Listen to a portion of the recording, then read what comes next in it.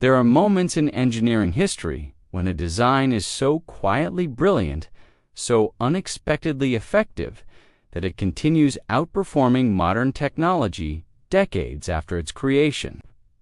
One such design emerged during the Cold War, a time when entire nations lived under the shadow of nuclear fire. In that era of fear, secrecy, and urgent preparation, engineers were forced to think differently. They couldn't afford mistakes. They couldn't rely on electronics that might fail or materials that hadn't been battle-tested. They had to create structures that could sit untouched for years, then instantly sustain life under the most dangerous conditions imaginable. What they produced wasn't just a shelter, it was a masterpiece of physics, natural materials, an intelligent layout that modern bunker designers still struggle to match, even with all our sensors and advanced materials.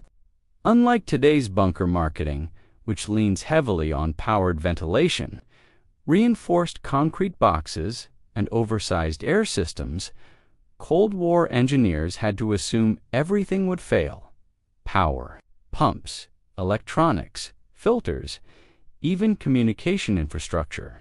Their shelters had to survive without help, without repairs, and without complex technology. This forced them to embrace something ancient yet incredibly efficient: the natural properties of Earth, combined with a chambered layout that managed the environment passively. Out of this approach came the earth-bermed multi-chamber fallout Sheltora design, so advanced in its simplicity that it continues to outperform modern builds that cost 10 times more. To understand why this design worked, you have to first understand how the engineers viewed soil.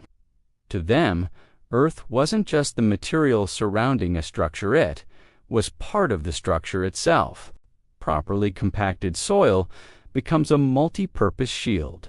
It blocks radiation far more effectively than concrete of the same thickness. It absorbs sound, creating silence even when storms rage above. It stabilizes temperature, creating a cool, steady internal climate that resists sudden swings. And most importantly, it spreads structural load evenly, preventing stress fractures that can appear even in reinforced concrete over time. Many Cold War shelters were not fully buried, as popular culture imagines, but partially burned. This technique let the shelter breathe while still benefiting from the immense protective mass of the Earth. Builders found that a well-placed layer of soil performed better than many modern synthetic insulations, without degrading or requiring maintenance. But the soil was only half of the genius. The heart of the design was the multi-chamber layout. Modern bunkers typically rely on a single main room, believing thicker walls and stronger doors will solve most problems. Cold War engineers discovered the opposite.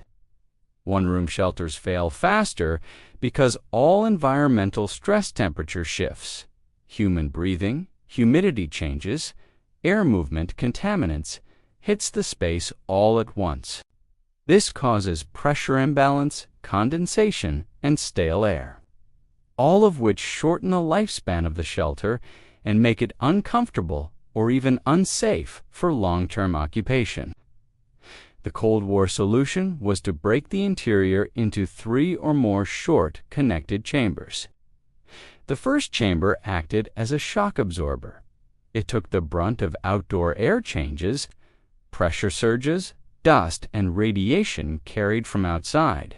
Soldiers entering would drop gear here, wash off contamination, and prevent outside air from flooding the deeper spaces.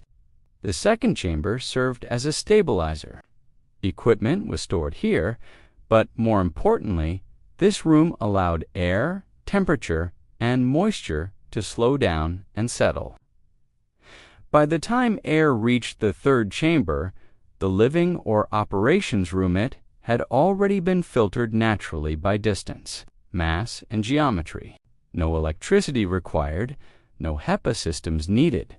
The structure itself became the filter. This chambered layout also solved the biggest hidden killer of underground shelters: pressure imbalance. Most people don't realize that air pressure inside a sealed room constantly shifts as people breathe. Temperatures change and moisture accumulates.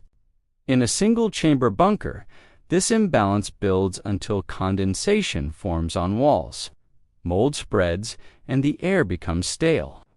Over months or years, this destroys wiring, rusts metal, and weakens structural components. The multi-chamber layout prevented this by giving the airspace to settle gradually, naturally equalizing pressure from one room to the next. When combined with a simple passive ventilation setup, fresh air entering through the first chamber, stale air exiting through the innermost vent, the entire shelter became a slow, steady breathing system powered entirely by physics. This is why so many Cold War bunkers sealed for decades still open today in remarkably good condition. Their air smells neutral. Their walls are dry. Their structure is stable. Meanwhile, many modern concrete bunkers, built at great expense but relying heavily on powered ventilation, show cracks, moisture damage, and mold after only a few seasons of neglect. The old engineers weren't guessing. They understood that the safest systems are the ones that don't rely on anything fragile. They built shelters with the assumption that failure is guaranteed, so the structure itself had to do the work. The final advantage of the Cold War design is its simplicity. It requires no electronics, no power source, no maintenance-heavy systems. Everything that matters, radiation shielding, airflow control, moisture regulation, temperature stabilities, handled by the physical layout and the surrounding earth. That's why these shelters still outperform modern builds under real stress. When everything else fails, when power, systems, and supply lines collapse, the old physics-based designs keep working quietly without needing attention. For anyone studying historical engineering, building an off-grid structure, or planning long-term resilience, this design is worth revisiting. It remains one of the most efficient underground layouts ever created, cheaper than modern alternatives, more durable under real-world conditions, and engineered with a level of foresight few builders employ today. It proves that sometimes the most advanced solutions aren't high-tech at all. They're the ones that use nature, physics, and intelligent design working together as a single system. And that is why the Cold War multi-chamber, earth-bermed shelter still stands as one of the smartest underground structures ever engineered.